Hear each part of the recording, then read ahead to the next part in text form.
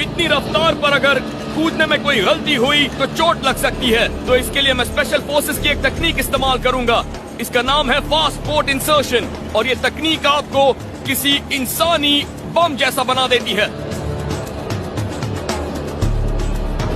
अब हम कूदने वाली जगह पे पहुंच रहे हैं। अब कूद जाओ।